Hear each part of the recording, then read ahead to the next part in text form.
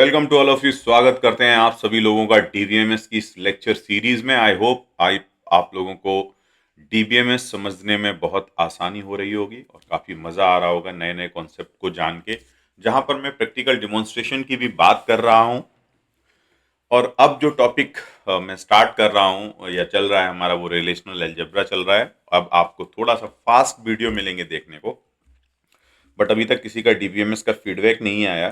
तो I hope कि आप लोग एक बार फीडबैक भी बताएं डीबीएमएस का, कि डीबीएमएस में आपको कैसा फील आ रहा है।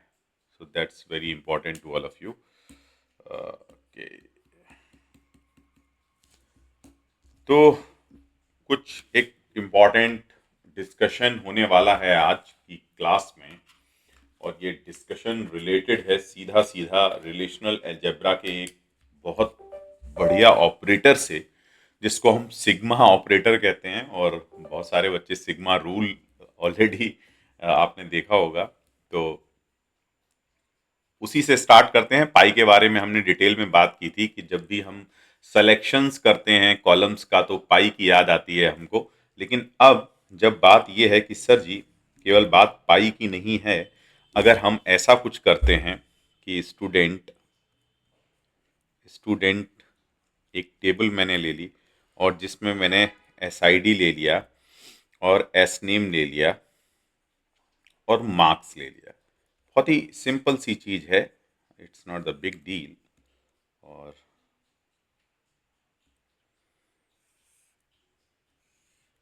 ये कुछ कॉलम मैंने यहाँ पर ले लिए, एक एसआईडी का कॉलम ले लिया। थोड़ा सा हो सकता है डायग्राम ऊपर नीचे हो, मैनेज कर लीजिएगा। एस नेम का मैंने ले लिया और मार्क्स का ले लिया। अब इनमें से मैं स्टार्टिंग में एग्जाम्पल के लिए कुछ वैल्यूज़ को ले लूँगा, और वो वैल्यूज़ S1 है, S2 हमारे 3 फेवरेट स्टूडेंट। और मैं अपना ही नाम ले लेता हूँ पहले, भाई मैं अपने आप का फेवरेट हूँ। विक्रम, रवि, हरि, कुछ भी ले लीजिए आप।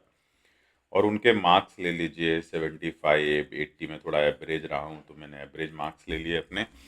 अब यहाँ पे की बात अभी फिलहाल नहीं करते हैं, मैं बात करूंगा यहाँ पे सिग्मा। तो ये भाई साहब बड़े इंपॉर्टेंट ऑपरेटर हैं, सिग्मा बोलते हैं इनको, सिग्मा। तो pi for projection, sigma for selection, S for sigma, S for selection. किसका सिलेक्शन? रोज का सिलेक्शन। तो सिलेक्शन ऑफ रोज, क्या बात है, फर्स्ट क्लास। मतलब आपके पास अगर बहुत सारी रोज हैं, उनमें से आपको कुछ रोज को सेलेक्ट करना है, तो आपको सिग्मा भाई साहब को याद करना पड़ेगा, और ये भाई साहब आपको आपका काम करके दे देंगे। सिंपली मैं इस एग्जांपल से पुट करूंगा। लेकिन अगर आप किसी भी चीज का सिलेक्शन कर रहे हैं तो डेफिनेटली आपको कंडीशंस को लगाना पड़ेगा। तो सिग्मा जो है वो कंडीशन बेस्ड ऑपरेटर है। तो मैं यहाँ पर एक सी कंडीशन लगा दूंगा, बिकॉज जब आप सिलेक्शन कर रहे हैं किसी रो का, तो सिलेक्शन के साथ उसका रिजेक्शन भी जुड़ा हुआ है। बिकॉज सिलेक्शन का मतलब है कि किसी को रिजेक्ट किया जा रहा है, तब उसका सिलेक्शन हो रहा है। तो सिलेक्शन और रिजेक्शन दो एक ही पहलू हैं, एक ही सिक्के के दो पहलू हैं। तो हमको एक कंडीशन जरूर देनी पड़ेगी यहाँ पर, जिसके बेस पे हम कह सकते हैं कि इसको हमने सेलेक्ट किया या इसको रिजेक्ट किया।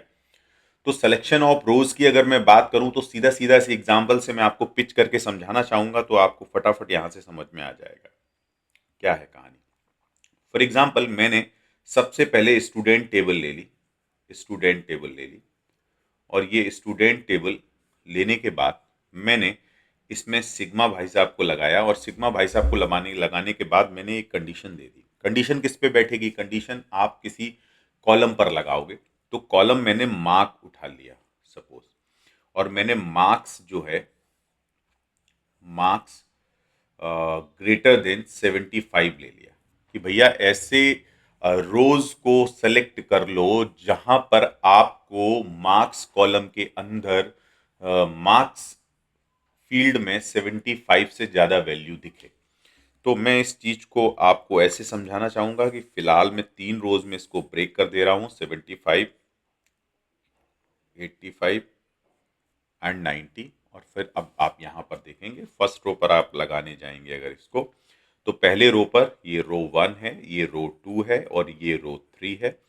फर्स्ट रो पर आप लगाने गए तो फर्स्ट रो पर आपने जस्ट 75 पर जब लगाया तो 75 is greater than 75, condition is false, so first row is rejected and just come to the second row 75। If you just read the 75 marks field में जब आपने रीड किया रो 2 में तो मार्क्स फील्ड की वैल्यू निकली 80 एंड 80 इज ग्रेटर देन 75, तो condition भाई साहब एकदम सही हो गई। और फिर जब जब जब आपने तीसरी रोज पे निकले आप R3 पे, तो R3 को सेलेक्ट किया जाए या रिजेक्ट किया जाए, छोड़ दिया जाए कि मार दिया जाए, तो लेकिन इसके मार्क्स फील्ड की वैल्यू 90 है, 97 ग्रेटर देन 75, कंडीशन आई ट्रू, तो ट्रू यहाँ से आपने इस रो को भी सेलेक्ट कर लिया।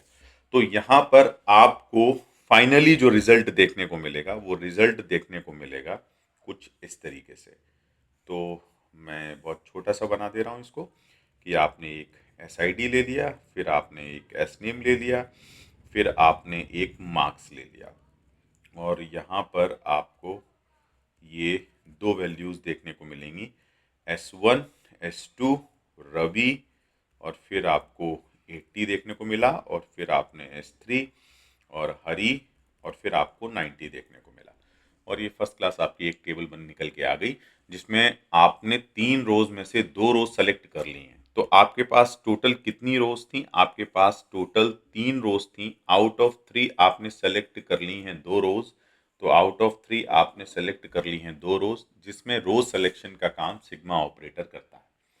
तो सिग्मा ऑपरेटर बड़ा ही इंपॉर्टेंट ऑपरेटर है। अगर आप पाई ऑपरेटर से इसकी कंपैरिजन करोगे तो पाई ऑपरेटर भाई साहब सिलेक्शन ऑफ कॉलम करते हैं, सिलेक्शन ऑफ कॉलम करते हैं,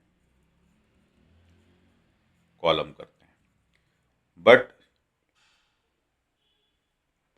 बट इसमें एक चीज आपको ध्यान रखनी पड़ेगी, बस इसमें एक चीज आपको ये ध्यान रखनी पड़ेगी कि सिलेक्शन ऑफ कॉलम जब ये करते हैं तो इसमें कोई कंडीशन नहीं देनी होती है। सिलेक्शन ऑफ कॉलम जब हम करते हैं तो इसमें कोई कंडीशन नहीं देनी होती है, बस सिलेक्शन ऑफ सिग्मा में सिलेक्शन ऑफ रोज करेंगे आप तो यहाँ पर आपको कंडीशन देनी पड़ेगी। सिलेक्शन ऑफ रोज करेंगे तो आपको यहाँ पे कंडीशन एक मेंशन करनी पड़ेगी सी। तो सिग्मा की अगर आप बात करोगे तो सिग्मा आपको ट्रू या फॉल्स दो चीजें रिटर्न करके देगा। तो फॉर एग्जांपल इस चीज को मैं इस तरीके से समझाना चाहूंगा कि अगर आप पहली वैल्यू को ले लेते हैं, जब फर्स्ट रो के मार्क्स फील्ड की वैल्यू की बात आई तो मार्क्स का जो फील्ड है वो 75 निकला, 75 ग्रेटर देन 75, कंडीशन फॉल्स हो गई, और फॉल्स यहाँ से फॉल्स का मतलब रिजेक्शन हो गया उस रो का। लेकिन जब आप बात 80 की करेंगे तो आपका रिजल्ट ट्रू निकल के आ गया, then it will be selected and it will be selected, तो दो ट्रू एक फॉल्स निकल के आ गए। तो इस तरीके से आप डिफरेंस समझ सकते हैं सिग्मा और पाई का पूरी तरीके से। अब सिग्मा ऑपरेटर के थोड़ी और डिटेल में आते हैं और गहराई पे आते हैं। तो सबसे पहले मैं आपको पॉइंट पिच करूंगा, थोड़ा और बात कर लेते हैं कि भाई ये सिग्मा का जो रेंज है वो क्या है, सिग्मा मिनिमम कितनी रोज दे सकता है और मैक्सिमम कितनी रोज दे सकता है। तो सिग्मा के बारे में अगर आप देखेंगे तो मिनिमम, फॉर एग्जांपल अगर मैं इसी क्वेरी में मिनिमम और मैक्सिमम आपको चला के दिखाऊं तो मैंने यहाँ पर स्टूडेंट ले लिया और स्टूडेंट में एक मैंने सिग्मा सिलेक्शन ऑफ रोज लगाया अंडर सम कंडीशंस, और जो वो कंडीशन है वो मैंने ले ली मार्क्स लेस देन 60। तो डेफिनेटली अगर आप मार्क्स फील्ड के मार्क्स कॉलम के फील्ड्स को रीड करोगे जाके तो मार्क्स कॉलम के फील्ड्स जो हैं वो सारे लेस देन 60, ग्रेटर देन 60 अगर मैं यहाँ पर लगा देता हूँ ग्रेटर देन 60, तो definitely this is true greater than 60, this is true greater than 80, this is true greater than 90, and you can select every row. So maximum आप देखेंगे तो तीन की तीनों रो सेलेक्ट हो गई, आ गई, बिकॉज हर जगह आपको कंडीशन ट्रू दिखाई पड़ी। लेकिन मिनिमम की अगर आप बात करेंगे तो मिनिमम में ऐसा हो सकता है कि मैं लेस देन 60 लगा सकता था, लेस देन 60 लगाने जाऊंगा तो आपको पहला फील्ड मिला मार्क्स का 75, जो कि 75 जो है 60 से बड़ा है 75, तो कंडीशन फॉल्स, यहाँ भी condition false, 80 is not less than 65 and the 90 is also not less than 60, condition is false, तो minimum is 0। So maximum is 3 and the minimum is 0. And what is the three? Three is the total number of tuples in table. तो जो तीन है वो total tuples table में हो गए। तो मैं अगर ये बोलूं कि एक रिलेशन आर है जिसमें मेरे पास मान लेते हैं चार कॉलम है, ठीक, और उसमें मेरे पास जो रोज हैं, टपल्स हैं, वो मेरे पास टोटल 50 हैं। तो अंडर द सिग्मा कंडीशंस मुझे मैक्सिमम कितनी रोज मिल सकती हैं? तो आप कहोगे कि मास्टर हमको 50 रोज मैक्सिमम मिल सकती हैं, कि सारे रोज सेलेक्ट होते चले जाएं अंडर द गिवन कंडीशंस। और मिनिमम कितना मिल सकता है? जीरो, क्योंकि कोई भी सेलेक्ट नहीं हो। तो अगर अब आप इसकी रेंज देखने जाते हो तो फॉर एग्जांपल मैं ऐसा कह सकता हूं कि 50 की जगह मेरे पास n नंबर ऑफ रोज हैं, तो मेरा जो आप सिलेक्शन देखोगे जीरो से आपको n तक दिखेगा। That is the simple thing. तो यहाँ पे ये चीज अगर आप सीधी सीधी देख सकते हो तो आपको पता लग जाएगा। अब मैं सीधा सिग्मा के दूसरे पॉइंट्स पर आता हूं, सिग्मा ऑपरेटर के, कि सिग्मा ऑपरेटर में आप कंडीशंस को जब लगाते हो तो मल्टीपल सिग्मा ऑपरेटर्स भी यूज हो सकते हैं क्या? तो फॉर एग्जांपल कि जैसे मैंने यहां पर एक स्टूडेंट टेबल ले ली, और ये स्टूडेंट टेबल में आप देखोगे स्टूडेंट टेबल, और स्टूडेंट टेबल में मैंने एस आई डी ले लिया।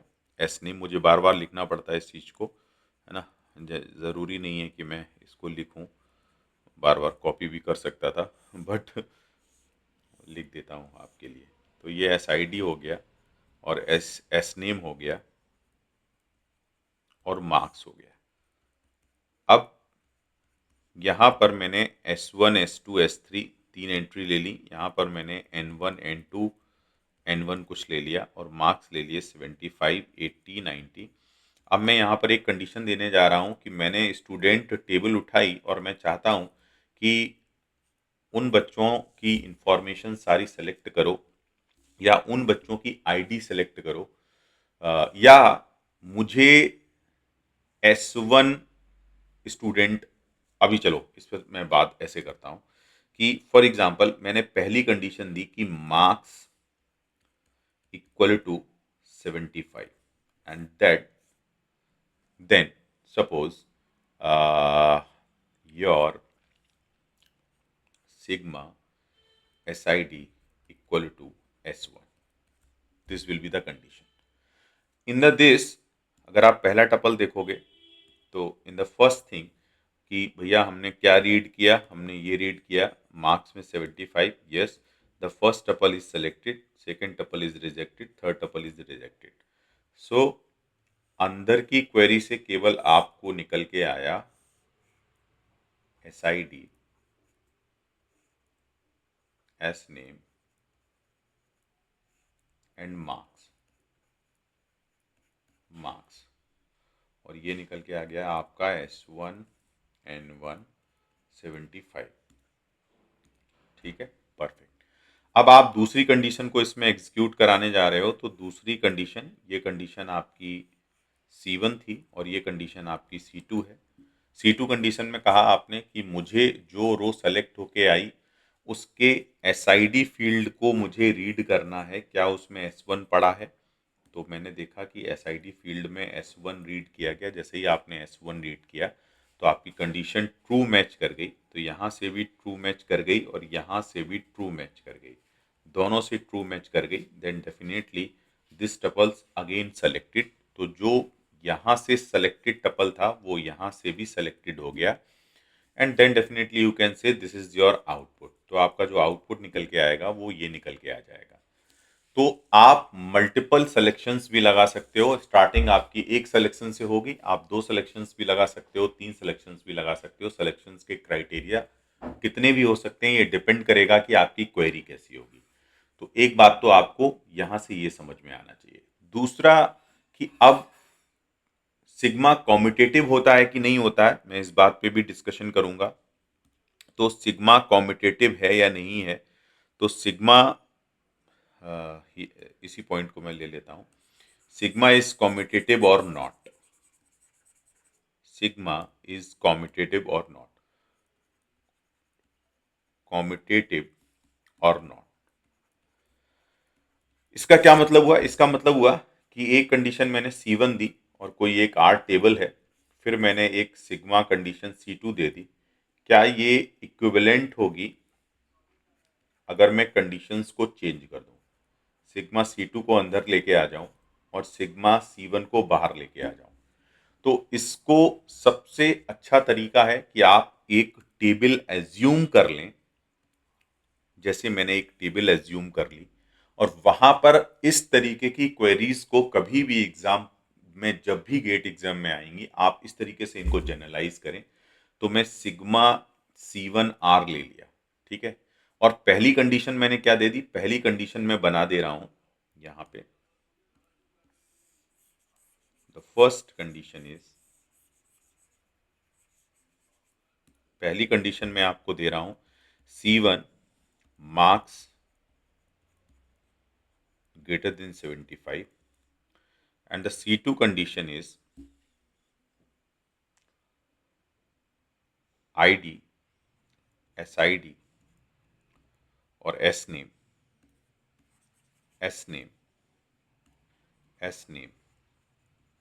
Equal to Ravi. तो दीज आर टू कंडीशंस। चलो पहले अप्लाई करके देखते हैं कि इसको यहाँ पे, and sigma marks greater than 75 over the student, और मजे की बात है यहाँ पे अगर आप देखोगे तो डेफिनेटली आपको क्या सेलेक्ट मिलेगा, क्या रिजेक्ट मिलेगा, आप 2 मिनट में बता सकते हो। कोई भी बच्चा आप बता देगा कि भाई ये वाले सेलेक्ट हुए हैं, ये रिजेक्ट हुए हैं, क्योंकि इनके मार्क्स 75 से ज़्यादा हैं। तो मेरे पास जो आउटपुट आया वो कुछ ऐसा आएगा कि S1 में विक्रम आया, और सॉरी S2 नॉट दिस, और मेरे पास यहाँ पर रवि आया, और रवि में मेरे पास 80 आया, और फिर S3 आया, हरी आया, और हरी में मेरे पास 90 आया। अब मैं दूसरी कंडीशन को अप्लाई कर रहा हूँ। In second condition sigma S name जो है मेरा रवि होना चाहिए था, ठीक है, कंडीशन मैंने ये दी।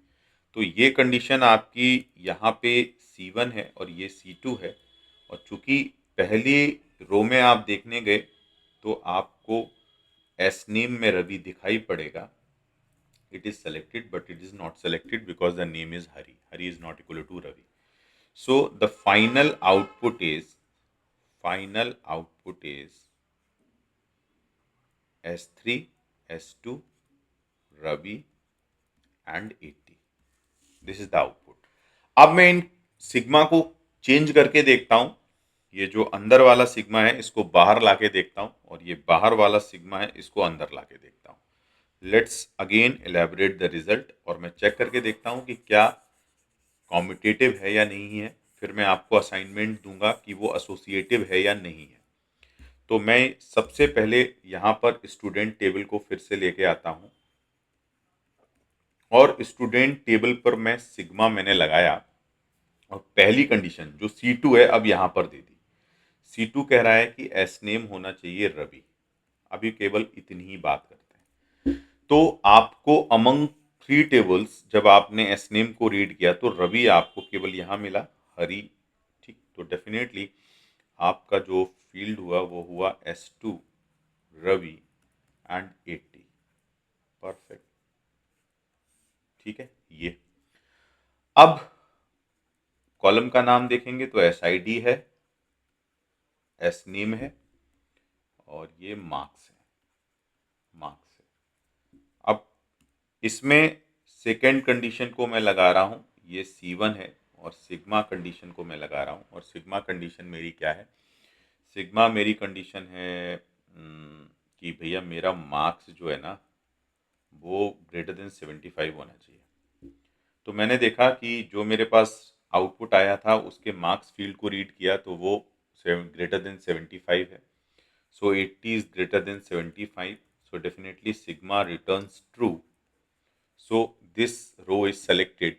एंड आपने देखा कि ये जो आउटपुट 2 निकला मेरा, ये आउटपुट 1 के बराबर है। तो सिग्मा मेरा कॉम्पिटिटिव होता है, सिग्मा मेरा कॉम्पिटिटिव है। Yes, my sigma is competitive, you can interchange the conditions but result पर कोई फर्क नहीं पड़ने वाला ओवरऑल। तो ये चीज़ थोड़ा नोटिस करके चलिएगा कि स्टूडेंट मतलब कोई भी आप टेबल ले लें, स्टूडेंट टेबल की बात नहीं हो रही है यहाँ पर। आप कोई भी एक टेबल आर ले लें और इवन आप कोई भी कंडीशन ले लें और फिर इसमें कोई भी कंडीशन ले लें और फिर उनको खूब आराम से आप इंटरचेंज करते रहें। रिजल्ट आपके बिल्कुल as it is same to same रहने वाले हैं, कोई फर्क नहीं। बट पाई में ऐसा नहीं होगा। अगर आप पाई की बात करेंगे तो इसमें कुछ अगर पाई समथिंग मैं कह सकता हूँ कि यहाँ पर आपने कुछ मेंशन किया था पी क्यू आर और फिर आपने यहाँ पर pi X Y Z mention कर दिया, तो ये बिल्कुल इक्वल नहीं होगा R of pi X Y Z और पी क्यू आर के। तो ये आप जनरलाइज नहीं कर सकते, it is not equal, this condition is the false but this condition is always true. और इसको करने का सबसे अच्छा तरीका है कि आप एक छोटी छोटी सी टेबल एज्यूम कर लो और उस पर इन क्वेरीज को चला के देख लो। अगर आपके आउटपुट मैच कर जाते हैं तो आप क्लियर कट अनाउंस कर सकते हो कि भैया ये चीज़ जनरलाइज है, ये चीज़ ट्रू है, अदरवाइज ये चीज़ फॉल्स है। तो यहाँ से आपको इस चीज़ के बारे में क्लियर कट पता लग रहा होगा। ठीक है, अब मैं पाई और सिग्मा को मिक्स करता हूँ। So the third case, pi and sigma combined query, combined query, ठीक है, combined query, combined query, query with pi and sigma, pi and sigma. तो पाई एंड सिग्मा को जब हम कंबाइन करेंगे तो आपको कैसे क्वेरी दिखाई पड़ेंगी, इसको मैं आपको जस्ट अब पिच करने वाला हूं कि क्वेरी कैसे आप लिखोगे। तो पहली क्वेरी मैं आपको पिच करूंगा, query one is this. Suppose there is a student table, इतना ही आपको दिया जाएगा कि एक स्टूडेंट टेबल है जिसमें आपको कॉलम नेम गेट वाले मेंशन करके देंगे। यहां पर मैं मान लेता हूं एस नेम है और मार्क्स है। अब पहली क्वेरी वो पूछ रहे हैं, find out all student IDs, write down the query, find out, या फिर मैं इसको ऐसे कर देता हूं, write down a query, write down, write down a array relational algebra query to find all SID of student table, student table और relation. आपसे तुरंत पूछेंगे कि भाई इसके लिए आप एक रिलेशनल अलजेब्रा की क्वेरी लिखो जो आउटपुट में आपको स्टूडेंट की आईडीज दे दे। तो मैं आपको शॉर्ट ट्रिक यहाँ पे बता रहा हूँ, पिच कर रहा हूँ। शॉर्ट ट्रिक ये है कि सबसे पहले आप एक टेबल ले लो, टेबल में एसआईडीज ले लो, एस नेम ले लो, टेबल में मार्क्स ले लो और यहां पर फटाफट आप इनकी कुछ वैल्यूज ले लो। चूंकि आप केवल इंटरेस्टेड हो एसआईडी कॉलम में, so you are only interested in the SID column among then three. तो यहाँ पर कॉलम्स के सिलेक्शन की बात चल रही है, बिल्कुल आप इस चीज को पकड़ सकते हो। Name is N1 N2 N1 and the marks is 75 80 and 95। Then आप क्या करोगे, in the student table there are three column but you are interested in only one column which is SID because you want only SID. So the output is S1, S2, S3 among the column name. This is the output. But जरूरी नहीं है कि आप query को ऐसे ही लिख सकते थे, ये तो केवल क्वेरी वन है। फॉर एग्जाम्पल एक स्टूडेंट आया, उसने कहा कि भैया हमको ऐसा है मास साहब कि क्वेरी 2 चाहिए। Suppose this is the query 2 और हमको क्वेरी 2 ऐसी चाहिए फॉर एग्जांपल कि I want S I D and S name both, S I D and S name both, हमको दोनों चीजें चाहिए दिस। तो फिर क्या होगा? तो S I D and S name चाहिए, तो आपको कुछ नहीं करना था, आप स्टूडेंट टेबल में जाओगे और वहां पर आप एस आई डी और एस नेम को सेलेक्ट कर लोगे, बिकॉज तीन में से आपको दो कॉलम चाहिए। तो आपको आउटपुट कैसे दिखेगा?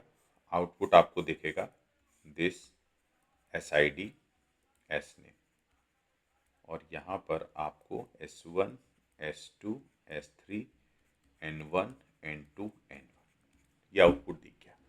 तो अब यहां से आपको क्वेरी लिखने का एक नया रास्ता ओपन होगा जहां पर आप क्वेरी को लिखते हुए देखेंगे। ठीक है, सो बिल्कुल ध्यान रहे आपको।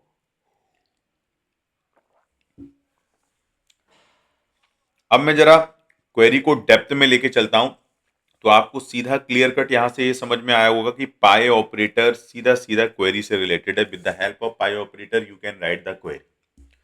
रिलेशनल अलजेब्रा की क्वेरी ऑपरेटर से ही लिखी जाती है, और हम पाई का यूज कहां करते हैं ये भी मैंने इस क्वेरी के थ्रू आपको समझा दिया है। अब मैं आपको लेके चलता हूं एक नए एग्जाम्पल पे जहां मैं पिच करूंगा फॉर एग्जाम्पल क्वेरी 3। क्वेरी 3 क्या है कि मैंने या पीछे ही मैं लिख देता हूं बिकॉज मैंने टेबल ऑलरेडी बना के रखी हुई है। तो क्वेरी 3 में पिच कर रहा हूं, so remove the previous query and write down new query.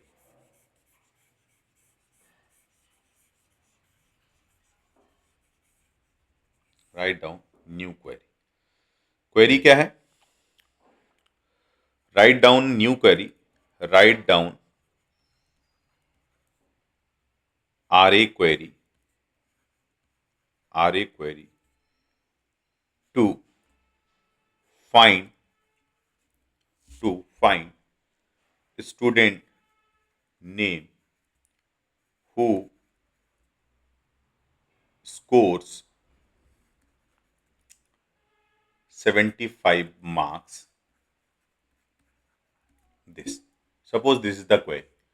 so इस क्वेरी में अब मैं क्या यूज करने वाला हूं यहां पर देखेंगे, बिकॉज यहां पर मैंने एक कंडीशन को लगाकर रखा है कि भैया जिसने 75 नंबर लाए हैं, 75 मार्क्स लाए हैं, मुझे वो स्टूडेंट चाहिए।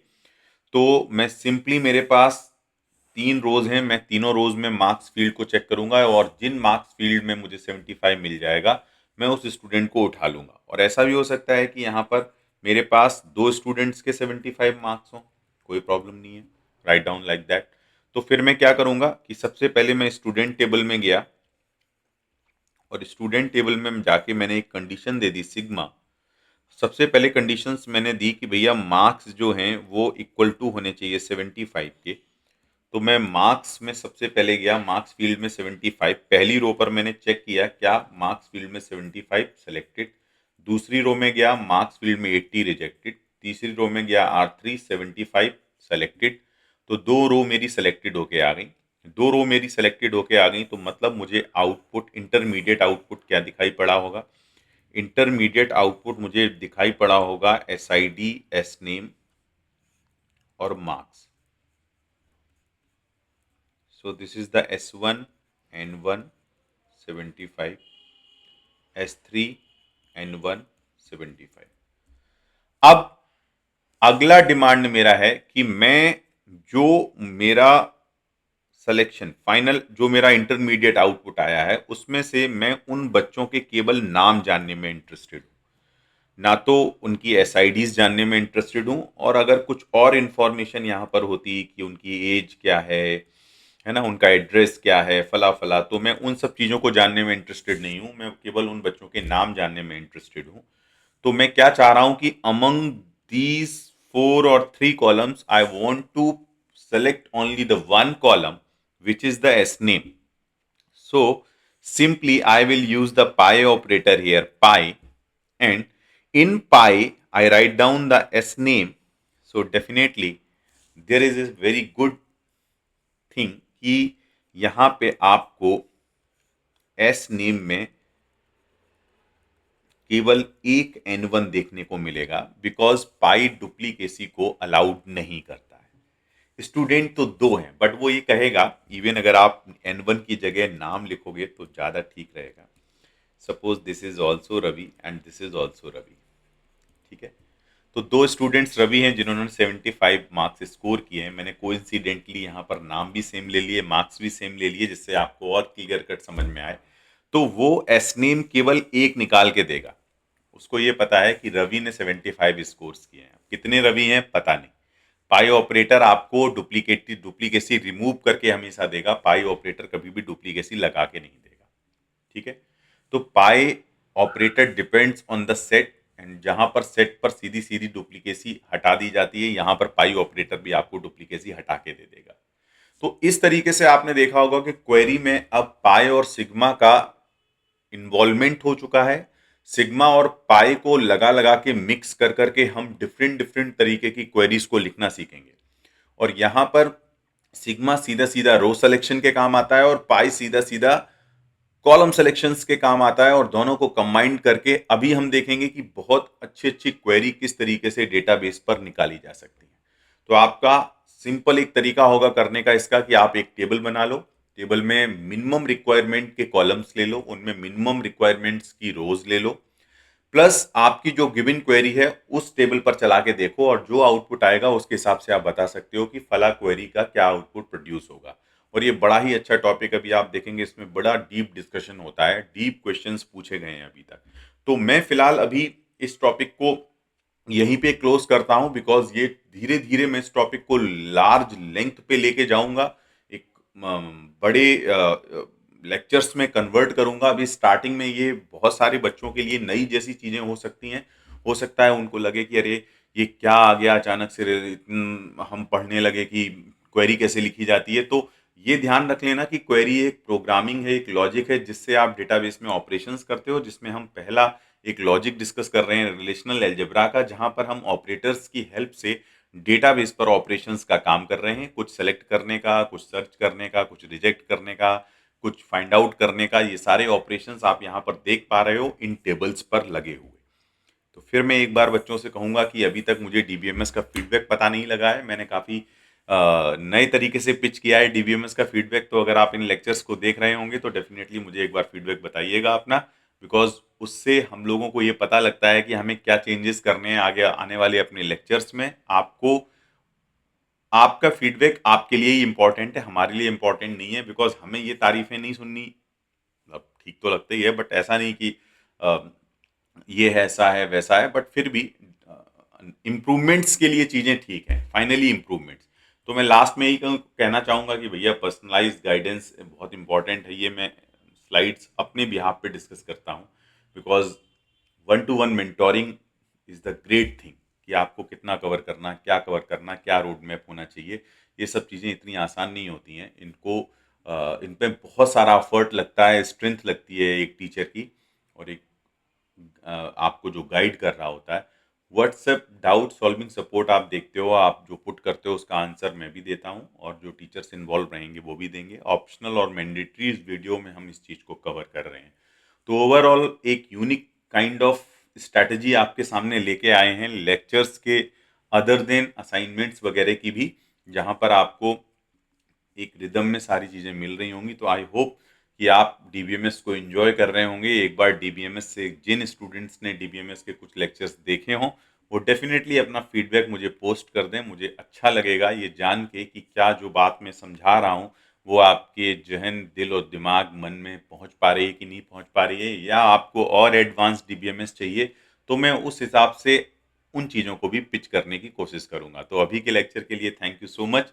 मिलता हूं मैं नेक्स्ट लेक्चर पर, और जहां पे मैं लेके आऊंगा आपके लिए बहुत और एडवांस लेवल की क्वेरी और एडवांस लेवल के ऑपरेटर। मिलता हूं नेक्स्ट एपिसोड पे, तब तक के लिए गुड बाय।